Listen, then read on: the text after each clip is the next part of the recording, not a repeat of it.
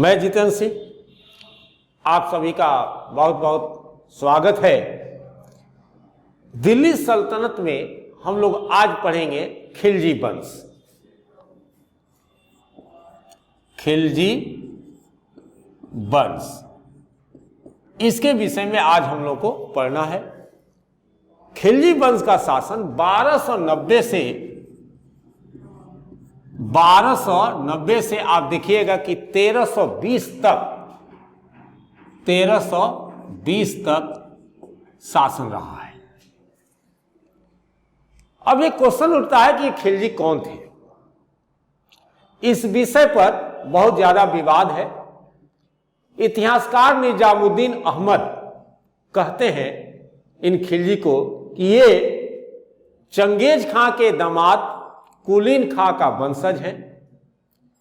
बर्नी इन्हें यानी खिलजियों को तुर्कों से अलग एवं फखरुद्दीन ने खिलजियों को तुर्कों की 64 जातियों में से एक बताया है। फखरुद्दीन के मत का अधिकांश विद्वानों ने समर्थन किया है। चूंकि भारत आने से पहले यह जाति अफगानिस्तान के हेलमंद नदी के तटीय क्षेत्रों के उन भागों में रहती थी जिसे खिलजी के नाम से जाना जाता था। संभवतः इसीलिए इस जाति को खिलजी कहा गया। मामलुक वंश के अंतिम सुल्तान कैकुबाद की हत्या के बाद जलालुद्दीन फिरोज जो है सिंहासन पर बैठा। इसलिए इतिहास में खिलजी वंश की स्थापना को खिलजी क्रांति के नाम से जाना जाता है। खिलजी क्रांति केवल इसलिए महत्वपूर्ण नहीं है कि उसने गुलाम वंश को समाप्त कर एक नए खिलजी वंश की स्थापना की, बल्कि खिलजी क्रांति के परिणाम स्वरूप दिल्ली सल्तनत का सुदूर दक्षिण तक विस्तार हुआ। जातिवाद में कमी आई और साथ ही यह भी धारणा भी खत्म हुई कि शासन केवल विशिष्ट वर्ग का व्यक्ति ही कर सकता है। यह धारणा क्या हुआ? खत्म हुआ। खिलजी मुख्यतः सर्वहारा वर्ग के थे। इस क्रांति के बाद तुर्की अमीर सरदारों के प्रभाव क्षेत्र में कमी आई। इस क्रांति ने प्रशासन में धर्म व उलेमा के महत्व को भी अस्वीकार कर दिया। इस प्रकार खिलजी शासकों की सत्ता मुख्य रूप से शक्ति पर निर्भर थी। अब इसमें हम लोग बात करेंगे फिरोज खिलजी की। फिरोज खिलजी की आप देखेंगे कि फिरोज जिसका पूरा नाम है जलालुद्दीन फिरोज खिलजी, इनका जो शासन है 1290 से अब शुरुआत होता है 1296 तक। जलालुद्दीन 13 जून 1290 को जलालुद्दीन फिरोज खिलजी की उपाधि के साथ सिंहासन पर बैठा। उसने किलो खरी को अपनी राजधानी बनाई।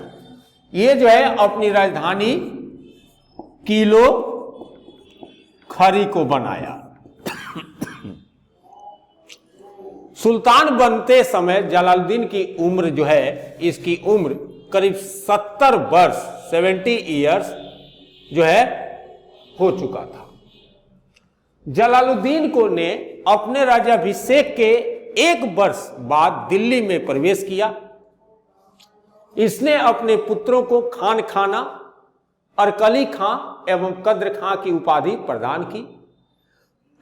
इसकी कुछ महत्वपूर्ण उपलब्धियां हैं, जैसे फिरोज खिलजी ने अगस्त 1290 में कड़ा मानिकपुर के सूबेदार मलिक छज्जू, जिसने सुल्तान मुगीसुद्दीन की उपाधि धारण कर अपने नाम के जो है सिक्के चलवाए एवं खुतबा पढ़ा, के विद्रोह को दबाया। इसका 1291 में रणथंभौर का अभियान असफल रहा। 1292 में मंदौर एवं झाइन के किले को जीतने में जलालुद्दीन को सफलता मिली। 1292 में मंगोल आक्रमणकारी हलाकू का पौत्र अब्दुल्ला अपने लगभग 1.5 लाख सिपाही के साथ पंजाब पर आक्रमण कर सुनाम तक पहुंच गया था, परंतु अलाउद्दीन ने मंगोलों को परास्त करने में सफलता प्राप्त की और अंत में दोनों के बीच क्या हुआ, संधि हो गया। मंगोल वापस जाने के लिए तैयार हो गए, परंतु चंगेज खां का जो नाती उलुग था ने करीब 4000 मंगोलों के साथ इस्लाम धर्म स्वीकार करके भारत में रहने का निर्णय किया। कालांतर में जलालुद्दीन ने उलुग के साथ अपनी पुत्री का विवाह किया और साथ ही उनके रहने के लिए दिल्ली के समीप ही मुगरलपुर नामक एक बस्ती बसा दी। बाद में इन्हें नवीन मुसलमान के नाम से जाना गया। जलालुद्दीन के शासन काल में ही उसके भतीजे अलाउद्दीन खिलजी ने 1292 में अपने चाचा की स्वीकृति यानी कि फिरोज खिलजी के स्वीकृति के बाद भिलसा और देवगिरी का अभियान किया। इन दोनों अभियानों से अलाउद्दीन को बहुत सा धन मिला। अपने भतीजे की सफलता से खुश होकर जलालुद्दीन उससे मिलने कड़ा मानिकपुर की ओर चल पड़ा। रास्ते में गंगा नदी के तट पर जिस समय वह अलाउद्दीन से गले से मिल रहा था, उसकी हत्या कर दी गई। इस प्रकार अलाउद्दीन ने अपने उदार चाचा फिरोज खिलजी की हत्या कर दिल्ली के तख्त पर 22 अक्टूबर 1296 को अपना राज्याभिषेक करवाया। ठीक है, अब जो है हम लोग अलाउद्दीन खिलजी की बात अगले जो है वीडियो में करेंगे। जय हिंद, जय भारत।